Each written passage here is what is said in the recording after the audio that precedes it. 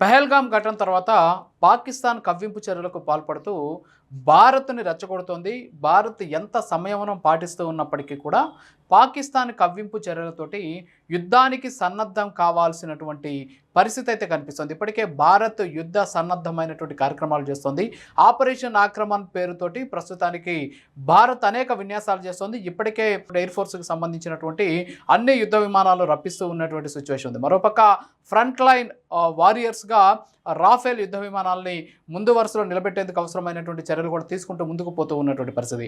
మరోపక్క పాకిస్తాన్ కూడా కవ్వింపు చర్యలకు పాల్పడుతుంది. పెహల్గామ్లో ఎవరైతే దాడులు చేసినటువంటి టెర్రరిస్టులు ఉన్నారో వాళ్ళందరినీ కూడా ఆ దేశానికి సంబంధించి స్వాతంత్ర సమరయోధులుగా పేర్కొంటూ ఆ దేశ ఉప ప్రధానమంత్రి చేసినటువంటి వ్యాఖ్యల పట్ల యావత్ ప్రపంచం అంతా కూడా తీవ్ర ఆగ్రహం వ్యక్తం చేస్తుంది. మరోపక్క భారత్కి అన్ని దేశాలు కూడా సపోర్ట్ చేస్తున్నాయి. అయితే ఓవరాల్గా పెహల్గామ్కి సంబంధించినటువంటి ఘటన కావచ్చు, అంతేకాకుండా భారత్ దగ్గర ఉన్నటువంటి శక్తియుక్తులు కావచ్చు, వాటిని పాకిస్తాన్ ఏ విధంగా తట్టుకోగలదు, పాకిస్తాన్ దగ్గర ఉన్నటువంటి సైనిక సంపత్తి కావచ్చు, సో ఓవరాల్గా అసలు సైన్యంలో ఎలా ఉంటుంది, ఆర్మీ కావచ్చు, ఎయిర్ ఫోర్స్ కావచ్చు, నేవీ కావచ్చు, సో ఏ విధమైనటువంటి చర్యలు తీసుకుంటారు, ఇలాంటి ప్రత్యేక పరిస్థితుల్లో సైన్యం చేసేటటువంటి ముందస్తు చర్యలు ఎలా ఉంటాయనే దాన్ని మనతోటి డిస్కస్ చేసేందుకు ఆనంద్ రెడ్డి గారు. సో వీరు వచ్చేసి సేనా మెడల్ సంపాదించారు. అంతేకాకుండా అనేక రకాలైనటువంటి ఆపరేషన్స్లో వారు పాల్గొన్నటువంటి ఆనంద్ రెడ్డి గారు ఉన్నారు. ఆయన కార్గిల్ యుద్ధంలో పాల్గొన్నారు. అలాగే శ్రీలంకకి సంబంధించినటువంటి అటాక్స్ కావచ్చు, అలాగే బంగ్లాదేశ్ ఆపరేషన్స్, అలాగే మణిపూర్లో జరిగిన అటాక్స్తో పాటు అక్షర్ధామ్ అటాక్స్తో పాల్గొన్నారు. మరోపక్క ఎల్టీటీ ప్రభాకర్ కోసం జరిగినటువంటి ఆపరేషన్లో కూడా ఆయన చాలా కీలకంగా వ్యవహరించినటువంటి ఆనంద్ రెడ్డి గారు మనతో ఉన్నారు. వారితో మాట్లాడుతాం. సార్ నమస్తే. సో ఓవరాల్గా ఏంటి సార్ అసలు, అంటే ఇప్పుడు సైన్యము ఒక పక్క సైన్యం సన్నద్ధమవుతుంది, భారత సైన్యం అంతా కూడా, కానీ పాకిస్తాన్ ఇంకా కూడా ప్రేరేపిస్తూ ఉన్నటువంటి సిచ్యువేషన్. వాస్తవంగా ఇలాంటి సందర్భాల్లో సైన్యం ఎలా ఉంటుంది, సో మీరు పనిచేసేటప్పుడు ఎలా ఉండింది, మీరు అనేక రకాలైనటువంటి ఆపరేషన్స్లో పాల్గొన్నారు, అలాంటప్పుడు మీకు ఎలాంటి సమాచారం ఇస్తారు ఓవరాల్గా? మాకు ముందుగా ఆపరేషన్ వెళ్ళే ముందు డీప్ బ్రీఫింగ్ జరుగుతుంది. మ్యాప్తో కూడా ఒక ఇదేసేసి మాకు సీనియర్ ఆఫీసర్ ఉంటారు, వాళ్ళు బోర్డు మీద అన్నీ మొత్తం వేసేసి ఇలా మనం ఈ రూట్లో వెళ్ళాలి, ఈ రూట్లో వెళ్ళాలని బ్రీఫింగ్ చేస్తారు. దాని ప్రకారం సెట్ చేస్తారు. దాని ప్రకారం మేము మూవ్ అవుతూ ఉంటాం. ఓకే, అంటే ఇప్పుడు మీరు ఈ ఆపరేషన్స్లో పాల్గొన్నారు. ఆపరేషన్స్లో పాల్గొన్నప్పుడు ఫర్ ఎగ్జాంపుల్ సెలవులో ఉంటారు, లేకపోతే మీరు రిలాక్సింగ్ ఆ టైమింగ్ ఉంటుంది. సో అలాంటి టైమింగ్స్ ఉన్నప్పుడు మిమ్మల్ని ఏ విధంగా వాళ్ళు సమాచారం ఇస్తారు? సెలవులో ఉన్నప్పుడు రీకాల్ చేస్తారు. అక్కడ కానీ మనం రెస్ట్ టైం అంటే ఇమీడియట్లీ మాకు ఆపరేషన్ అనేసి క్యూఆర్టీ ఒక టీం ఉంటుంది, క్విక్ రియాక్షన్ టీం అనేసి. ఆ టీం ఎప్పుడు అలర్ట్లో ఉంటుంది. ఇమీడియట్లీ అలారం మోగిందంటే 5 మినిట్లో రెడీ చేసి మేము మూవ్ అయిపోతాం. ఎక్కడికి వెళ్ళాలనేది మాకు ఇన్ఫర్మేషన్ వచ్చింది, అక్కడికి మూవ్ అయిపోతాం. అంతే. ఇప్పుడు యుద్ధం ఫర్ ఎగ్జాంపుల్ మీరు గతంలో బంగ్లాదేశ్ కావచ్చు, కార్గిల్ యుద్ధం, ఇవన్నీ కూడా చూసినటువంటి పరిస్థితి.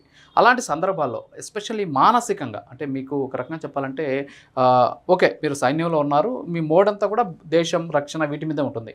దాంతోపాటు యుద్ధానికి వెళ్తూ ఉన్న సందర్భంలో మీ మెంటల్కి సంబంధించి మానసికంగా వాళ్ళు ఏ విధమైనటువంటి శిక్షణ ఏమైనా ఉంటుందా దానికోసం? శిక్షణ ఏముండదు, మనకు ట్రైనింగ్లో నేర్పించింది ట్రైనింగ్లో ఉంటుంది. తర్వాత అడ్వాన్స్ యూనిట్కి వెళ్తారు. యూనిట్లో నేర్పించేది ప్రతి ఒక్కటి కొత్త రకాలన్నీ నేర్పిస్తూనే ఉంటారు, అడ్వాన్స్ ట్రైనింగ్ అన్నీ. మనం యుద్ధం జరిగినప్పుడు మనం ఇటువైపు దుష్మన్ ఎలా చంపాలని అదే చూస్తాం కాబట్టి ఆ టైంలో మన భార్య పిల్లలు అవన్నీ ఏం గుర్తుకు రావండి. మెయిన్ టార్గెట్ దుష్మన్, మెయిన్ అది. ఓకే, దుష్మన్ అంటే ఎనిమి. ఓకే, మన ముందు ఎనిమిని అతన్ని ఎలా చంపాలనేది. ఓకే ఓకే, అదొక్కటే మాత్రం మీకు అదే ఉంటుంది.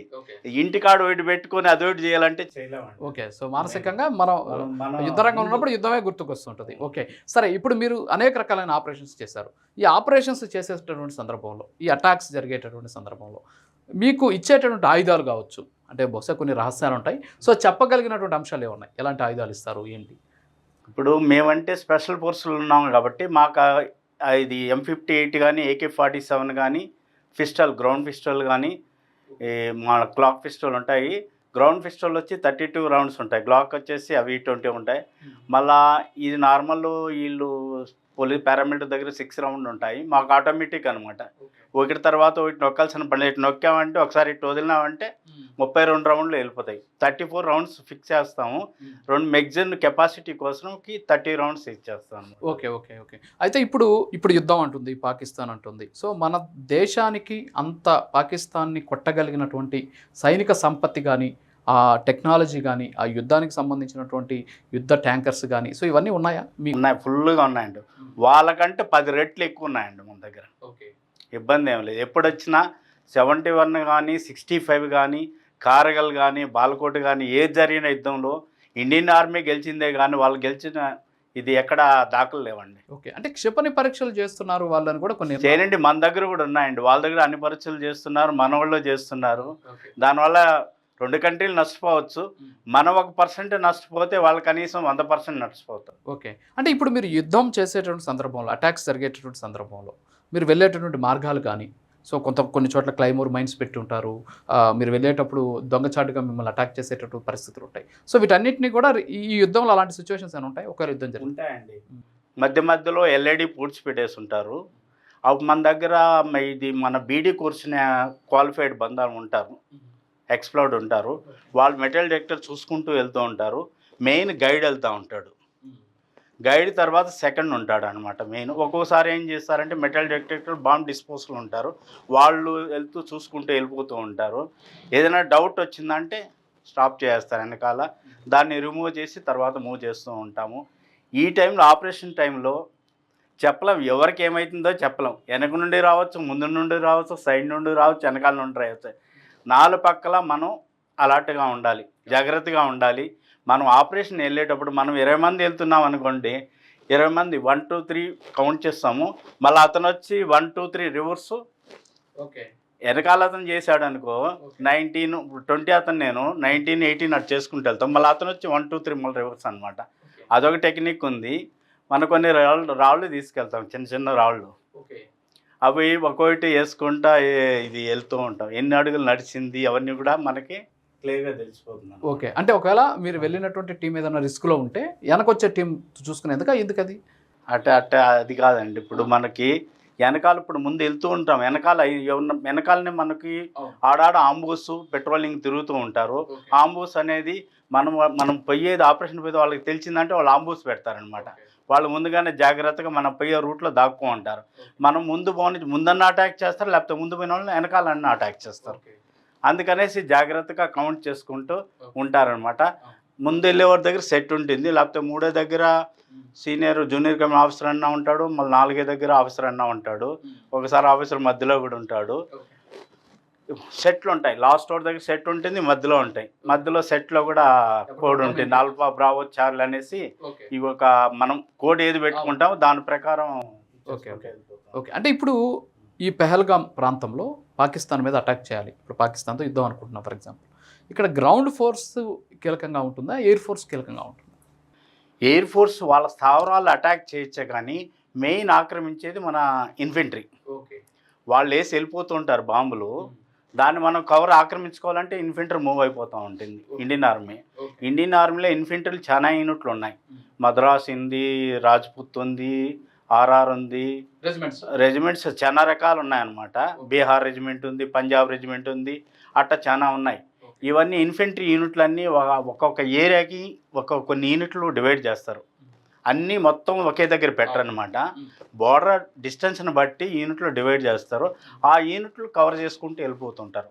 వాళ్ళు బాంబులు వేసి వెళ్ళిపోతూ ఉంటారు, మనం కింద నుండి ఆక్రమించుకుంటూ పోతుంటాం, పోస్టులన్నీ కవర్ చేసుకుంటూ. ఓకే, ఇప్పుడు మిసైల్స్ కావచ్చు, తర్వాత ఇప్పుడు మన వాళ్ళు ఏదైతే కొన్ని రాఫెల్ ఇలాంటివన్నీ కూడా వినియోగిస్తామంటున్నారు. సో వాటిని వాడడం వల్ల పాకిస్తాన్ కంటే ముందు మనం వాళ్ళు అటాక్ చేయగలిగినటువంటి సామర్థ్యం ఉందనుకోవచ్చు దాంతో? అట్టనే లేదండి, మన రఫెల్స్ పవర్ఫుల్ ఉన్నాయి, ఫైటర్స్ కూడా ఉన్నాయి. ఇప్పుడు లేటెస్ట్ టెక్నాలజీ వచ్చింది కాబట్టి ఇబ్బంది ఏం లేదు, మనదే పై చేయవుతుంది. ఓకే, అంటే మీరు పనిచేశారు, ఫర్ ఎగ్జాంపుల్ కార్గిల్ యుద్ధం చేశారు. ఈ కార్గిల్ యుద్ధంలో మీరు పార్టిసిపేట్ చేసే సందర్భంలో ఎలా ఉండింది? అంటే ఉగ్రవాదులు ఎలా వస్తారు? సో అది ఉగ్రవాదులు లేదండి, ఉగ్రవాదులు ఉన్నారు, ప్లస్ పాకిస్తాన్ ఆర్మీ ఉండింది. ఒక్కొక్క దగ్గర వాళ్ళ పోస్టులు హైట్ ఉంటాయి, ఒక్కొక్క దగ్గర మన పోస్టులు. కానీ మన పోస్టులు ఉండింది కాబట్టి మనకు ఐడియా తెలుసు. అదేమైందంటే వింటర్లో ఏం చేస్తారంటే నవంబరు ఇద్దరు మాట్లాడుకుంటాం అనమాట. మనము పోస్టులు వదిలేసి వచ్చేస్తాం బేస్కి, వాళ్ళు వదిలేసి వెళ్ళిపోవడం అలా. అలాంటప్పుడు మాట్లాడుకునే మధ్యలో ఏం చేస్తామంటే 5 రోజులకు ఒకసారి, నెలకు ఒకసారి పెట్రోల్ నింపుతాం మన పోస్టులు ఎలా ఉన్నాయి చూసుకునేదానికే. అట్ట వాళ్ళు పోలేదు, పోయినట్టు యాక్టింగ్ చేశారు, మళ్ళీ వచ్చేసారు పోస్టులకి. వచ్చేసి మన పోస్టులన్నీ ఆక్రమించేశాడు. దాంట్లో ఒక అతను యాకలు మేపుకునే అతను వెళ్తూ ఉంటే అతను ఒక యాక తప్పైందనమాట. జడల్ బర్ర అంటారు కదా మన తెలుగులో. అది తప్పితే దాన్ని ఎత్తుక్కుంటూ పోయే కొందికి మన బేస్లో మన పోస్టుల దగ్గర ఇప్పుడు టైగర్ హిల్స్ ఇవన్నీ ఉన్నాయి కదా, టుంటోనియా ఇవన్నీ. ఆ టైగర్ ఈ మన పోస్టుల దగ్గర వాళ్ళు కనపడ్డారనమాట. అప్పుడు అతను వచ్చి మన ఇండియన్ ఆర్మీకి ఇన్ఫార్మ్ చేశాడు. తర్వాత మన వాళ్ళు ఎంక్వైరీ పోయారనమాట, పెట్రోలింగ్ పోయారు చూసేదాన్ని నిజమా కాదని. పోయినప్పుడు వాళ్ళు అప్పుడు మన వాళ్ళని పట్టుకొని కాల్ చేసి కళ్ళు వీకేసి ఇచ్చేశారు. తర్వాత మనకి 99లో నవంబర్లో యుద్ధం స్టార్ట్ అయింది. నేను అప్పుడు బెంగళూరులో ఉన్నాను, పారాసెంటర్లో. నేను యూనిట్కి వెళ్ళిపోయాను మళ్ళీ. యుద్ధంలో ఒక దగ్గర 60 రోజులు అక్కడే ఉన్నాను నేను. ఇప్పుడు ఎయిర్ ఫోర్స్కి ఐఏఎఫ్కి సంబంధించి ఈస్టర్న్ క్యాంప్స్ నుంచి, బేస్ క్యాంప్స్ నుంచి కూడా విమానాలు రప్పిస్తున్నాం అని చెప్తున్నారు. అంటే ఇప్పుడు ఏంటి, దేశం మొత్తం ఉన్నటువంటి ఆ టీమ్స్ అనేవి కూడా అక్కడికి వెళ్ళిపోయే ఛాన్సెస్ ఉంటాయి. మనకి యాడ రిక్వైర్ ఎన్ని అవసరం ఉన్నాయో, ఎక్కడ ఈస్ట్ని, నార్త్ని, సౌత్ని ఎక్కడ ఏం జరిగినా ఇమీడియట్లీ ఇప్పుడు యుద్ధం కార్గిల్లో జరిగిందంటే 75% అన్నీ వెళ్ళిపోతాయి అక్కడికి. అవసరాన్ని బట్టి చేస్తూ ఉంటారు. ఓకే. అంటే ఇప్పుడు ఇంకొకటి ఏంటంటే, ఫర్ ఎగ్జాంపుల్ ఇందాక మీరు చెప్పారు ఇన్ఫార్మర్లు కూడా ఉంటారు. ఇప్పుడు ఫర్ ఎగ్జాంపుల్ మనం యుద్ధం చేయాలి, ఇప్పుడు మనకి తెలియదు అనుకో, అక్కడ లోకల్ విలేజ్ వాళ్ళు ఉంటారు కదా, రూట్ మనం మ్యాప్లో చూస్తాం. మ్యాప్లో చూసిన దానికి రూట్ సరి కనపడదు, కఠినంగా ఉంటుంది. ఇప్పుడు టైగర్ హిల్స్ కానీ ప్లూటోని అన్నీ కొండలు అన్నమాట, దారి ఉండదు, ఏముండదు. వాళ్ళు ఈ గొర్రెలు మేపేవాళ్ళు యాకులు, వాళ్ళకైతే ఐడియా ఉంటుంది షార్ట్ కట్ ఏదని. వాళ్ళ ద్వారా కూడా మనం సపోర్ట్ తీసుకొని కూడా వెళ్తూ ఉంటాం. అంటే ఇప్పుడు ఫర్ ఎగ్జాంపుల్ పెహల్గామ్ ఉంది, పెహల్గామ్ దాడికి మాకు సంబంధం లేదు అని చెప్పేసి పాకిస్తాన్ వాదించింది. తర్వాత వాళ్ళని ఏదో స్వాతంత్ర సమరయోధులు అది పక్కన పెడతాం. సో మీరు ఈ అటాక్స్లో పార్టిసిపేట్ చేసే సందర్భంలో ఈ ఉగ్రవాదులు, టెర్రరిస్టులు, సైన్యం కలిసే ఉన్న మీకు తారసపడిన సందర్భాలు ఏమైనా ఉన్నాయా, విడివిడిగా ఏమైనా కనిపించాయి? బార్డర్లు అప్పుడప్పుడు తారసపడతా ఉంటుంది, లైన్ ఆఫ్ కంట్రోల్ అని ఉంటుంది. మన ఏరియా వాళ్ళ మధ్యలో వచ్చే లైన్ ఆఫ్ కంట్రోల్ ఉంటుంది. అప్పుడు వచ్చి మనకి ఒక్కొక్కసారి ఇంటెలిజెంట్ డిపార్ట్మెంట్ కూడా మనకి ఇన్ఫార్మ్ చేస్తూ ఉంటాయి. ఐఐటి ఉంటుంది, వాళ్ళు ఇన్ఫార్మ్ చేస్తారు, ఇలా మనకు దూరే ఛాన్స్ ఉంది, వాళ్ళు అక్కడ నుండి క్రాస్ అయ్యే ఛాన్స్ ఉంది, మీరు జాగ్రత్తగా ఉండండి. అప్పుడు మనం జాగ్రత్త పడతాం అన్నమాట. అంటే ఇద్దరు కలిసి వచ్చే సందర్భాలు, ఉగ్రవాదులు తర్వాత వచ్చేసి ఆర్మీ ఎదురు పడితేనే వాడు కాలుస్తాడు, మనము కాలుస్తాము. ఇప్పుడు వీళ్ళు కూడా డ్రెస్లో వచ్చారు, ఆర్మీ డ్రెస్లో వచ్చి ఇది చేశారు.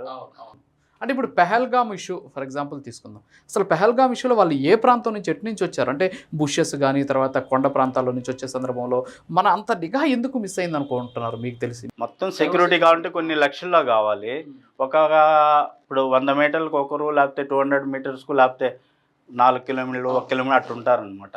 లైన్ ఆఫ్ సిటీలో అయితే దగ్గర ఉంటారు, ఇబ్బంది ఏం లేదు. పారా ఫెన్సింగ్ వేసేసి ఉంటారు కాబట్టి హైట్లో ఉంటుంది కాబట్టి అక్కడ మన జీబ్లో కానీ, రోడ్డు వే ఉంటే జీబ్లో కానీ, బైక్లో కానీ ఎంక్వైరీ చేస్తాం, లేకపోతే పెట్రోలింగ్ చేస్తుంటారు. అక్కడ బార్డర్ సిటీలో వచ్చి ఇప్పుడు వాగా అనుకోండి, వీళ్ళని ఏం చేస్తారు, బిఎస్ఎఫ్ కానీ, సిఆర్పిఎఫ్ కానీ, సిఎస్ఎఫ్ వాళ్ళు పెడతారనమాట. ఆర్మీ వాళ్ళ మెయిన్ వచ్చి ఇంటర్నేషనల్ బార్డర్లోనే ఉంటారు ఎక్కువ.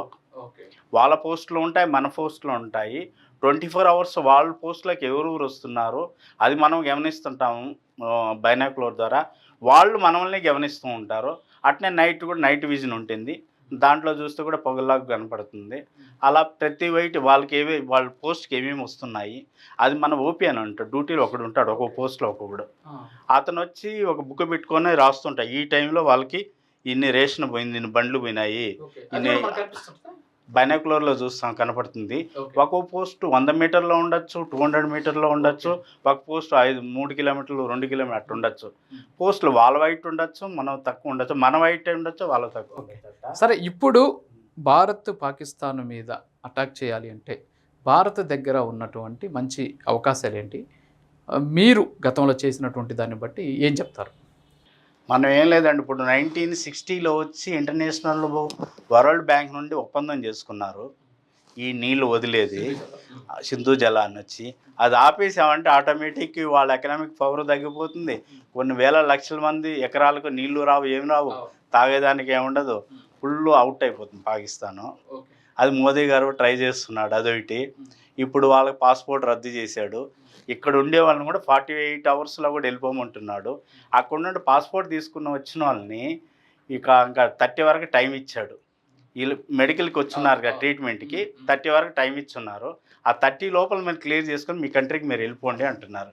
అంటే ఇప్పుడు ఇవాళ నిన్న ఒక అతను ఎల్ఓసి దాటి అవతలకి వెళ్ళిన అతను మన ఆర్మీ జవాన్ని వాళ్ళు స్వాధీనం చేసుకున్నారు. ఇప్పుడు అలాంటి విషయంలో ఏం జరుగుతుంది? ఇప్పుడు అతని విషయంలో ఏం జరగచ్చు? అంటే ఇప్పుడున్న యుద్ధ మేఘాలు ఇప్పుడు బార్డర్లో ఉంటారు సార్, వాళ్ళ రేంజర్లు మన రేంజర్లు అంటారు. ఇద్దరు మాట్లాడుకొని చేయొచ్చు అనమాట. అది వదిలేది లేనిది వాళ్ళు హై లెవెల్లో మాట్లాడుకొని వదలన్నా వద్దు అనేది మన వాళ్ళు కూడా అడుగుతారు. కొన్ని ఉన్నాయండి. ఇప్పుడు కూడా మన ఖైదీలు పాకిస్తాన్లో ఉన్నారు, వాళ్ళ ఖైదీలు మన దగ్గర ఉన్నారు. రెడ్ ఫోర్ట్లో కూడా అప్పుడు ఇండియన్ ఆర్మీ నుండి లీక్ చేసిన వాళ్ళు కూడా రెడ్ ఫోర్ట్లో కూడా డ్యూటీ చేశాను నేను. రాష్ట్రపతి భవన్లో కూడా డ్యూటీ చేశాను. రెడ్ ఫోర్ట్లో కూడా ఖైదీలు ఉన్నారు. వాళ్ళకి ఇంతవరకు ఎంటుకలు వచ్చాయి. వాళ్ళకి ట్రీట్మెంట్ కూడా మిడ్ నైట్లో తీసుకెళ్తారు. మెడికల్ చెప్పక మళ్ళీ మిడ్ నైట్లో తెచ్చి పెడతా ఉంటారు. అది ఓకే. అయితే సరే, ఓవరాల్గా సరే, వాటర్ ఇవన్నీ పక్కన పెడితే యుద్ధానికి సంబంధించి మనకున్నటువంటి ప్లస్లు ఏంటి, పాకిస్తాన్కు ఉన్న మైనస్లు ఏంటి? మనకున్నేటి అన్నీ ఇప్పుడు అయ్యంత క్రాంతికి నేవీ తరపున కానీ మనకు అన్ని పవర్ఫుల్ ఉన్నాయి. అట్ట రాఫెల్ కానీ ఫైటర్స్ ఇప్పుడు లేటెస్ట్ కొన్నేటి ఉన్నాయి. ఇంకోటి మనకు కూడా గన్స్ కానీ ముందు కార్గిల్ యుద్ధంలో ఈ బఫర్స్ గన్స్ బాగా పనిచేసాయి. పోస్టులు పైకి తీసుకెళ్ళడానికి కానీ అన్నీ బాగా పనిచేసాయి అనమాట. ఒకప్పట్లో దాన్ని తప్పు పట్టారు కానీ కార్గిల్ యుద్ధంలో మెయిన్ బాగా బఫర్స్ బాగా పనిచేసాయి. విజయ ట్యాంకులు కానీ ఇవి కానీ బాగా పనిచేసాయి అనమాట. ఇప్పుడు యుద్ధం జరిగినా కూడా 100% ఇండియానే గెలుస్తుంది కానీ పాకిస్తాన్ ఓడిపోవడం శూన్యం అయిపోతుంది. ఇండియా మ్యాప్లోనే తుడిచిపెట్టుకొని వెళ్ళిపోతుంది. అది వరల్డ్ మ్యాప్లోనే. ఫైనల్గా డిఆర్డిఓ చాలా రకాలైనటువంటి కనిపెడుతూనే ఉంటారు. నాట్ ఓన్లీ వెపన్స్, అక్కడ ఉన్నటువంటి ఎండుమిర్చితోటి ఆ స్మోక్ బాంబ్స్ తయారు చేయడం కావచ్చు, సో రకరకాలన్నీ చేస్తుంటారు. వాటి వల్ల ఏమైనా ఉపయోగం ఉంటుందా? ఉంటుందండి. ఇప్పుడు ఉగ్రవాదులు ఈ ఇంట్లో ఉన్నారనుకోని, దీంట్లో ఉన్నారు మనకు తెలిసింది. ఫస్ట్ స్మోక్ నిండి వేస్తాం మేము. ఆపరేషన్ చేసే ముందు స్మోక్ వేస్తాం. తర్వాత ఆ స్మోక్లు ఏమంటే కనపడరు మనుషులు. మనం అప్పుడు మన గన్నకు లైట్స్ అన్నీ ఉంటాయి, దాని ప్రకారం చూసుకొని. కానీ మనకు లైట్ జరిగేది వాడికి తెలుస్తుంది, కానీ వాడు కాల్చేటప్పుడు చెప్తాడు గన్నం. అప్పుడు ఏవైతే తెలియదు, మనము వాడన్నా అవుట్ అవ్వాలా లేకపోతే మనం అన్న అవ్వాలో చెప్పదు. ఓకే, అంటే మీరు ఇప్పుడు ఏదైతే ఉగ్రవాదులు ఉంటారు, మీరు కూడా ఒక ఆపరేషన్లో పాల్గొన్నారు కదా, ఈ సందర్భంలో వాళ్ళ కాల్పులు ఎలా ఉంటాయండి? అంటే వాళ్ళు ట్రైన్డ్ లాగా ఉంటారా లేకపోతే అన్ట్రైన్డేనా? అన్ట్రైన్డే ఉంటారు. వాళ్ళు పాకిస్తాన్ ట్రైన్ చేసి పంపిస్తారు, కానీ మనకి ఎక్స్పీరియన్స్ అంత వాళ్ళకి ఉండదు. కాబట్టి మనం ఏం చేస్తాం, బుల్లెట్స్ ఆమినేషన్ అంటాము. ఆమినేషన్ వేస్ట్ చేయకూడదు అనేసి చూస్తాం అనమాట. ఊరికే సింగిల్ కొడతాం, అవసరం ఉన్నప్పుడే ఆటోలో పెడతాం అనమాట. ఆటోమేటిక్ నొక్కామంటే ఒక 5-6 రౌండ్లు కూడా వెళ్ళిపోవచ్చు. ఒక పట్టుకొని వదిలినామంటే మొత్తం రౌండ్ కూడా వెళ్ళిపోవచ్చు. అందుకని మనం ఆమినేషన్ వెయిట్ చేయకూడదు అనేసి దాని ప్రకారం మనం చేస్తాం. వాళ్ళు అట్టే కాదు, మనసులు కనపడినారా తిప్పేస్తారు గన్ను, దాంట్లో ఎంతమంది క్యాజువాలిటీ అవుతారు. వాళ్ళు కూడా అట్లా చేసేటప్పుడు వాళ్ళు కూడా వాటికి చచ్చిపోయిన వాళ్ళు వచ్చేసి ఇది పెట్టుకుంటారు సార్, దాన్ని స్టైనైడ్ ఏదో అంటారు కదా. వాళ్ళు దొరికినప్పుడు ఒక్కోసారి నోట్లో పెట్టుకొని వాళ్ళే చనిపోతూ ఉంటారు. ఉన్నాయి చూసాం మేము. జమ్మూ కాశ్మీర్లో ఆపరేషన్లు ఎన్నో చూసాం అలాంటి. ఓకే, అట్లా వాళ్ళే తిని చనిపోతారు. మేము ఎంతోమందిని గవర్నమెంట్కి ఏమంటే హ్యాండ్ ఓవర్ చేస్తే శ్రీనగర్ గవర్నమెంట్ మళ్ళీ కొన్ని రోజులు వదిలేస్తున్నారు. కొంతమంది తెలియకుండా కూడా మేమే లెక్క. సో ఓవరాల్గా అయితే భారత్ గెలవబోతోంది ఒకవేళ యుద్ధం జరిగింది. 100% sir, guarantee. Thank you sir. So ఓవరాల్గా చూస్తే ఏదైతే ప్రస్తుతం పాకిస్తాన్కి సంబంధించి పాకిస్తాన్ చేస్తున్నటువంటి కవ్వింపు చర్యలకు భారత్ ధీటుగా సమాధానం చెబుతోంది. భారత్ దగ్గర ఉన్నటువంటి సైనిక సంపత్తి కావచ్చు, అంతేకాకుండా వెపన్స్లో ఉన్నటువంటి టెక్నాలజీ కావచ్చు, అన్నింటిలో కూడా భారత్ ముందంజలో ఉంది. కాబట్టి గెలుపు భారత్దే అని చెప్పేసి సైన్యంలో ఒక మంచి పొజిషన్లో, అంతేకాకుండా అక్కడ అనేక రకాలైనటువంటి ఆపరేషన్స్లో పాల్గొన్నటువంటి ఆనంద్ రెడ్డి గారు చెబుతూ ఉన్నటువంటి పరిస్థితి.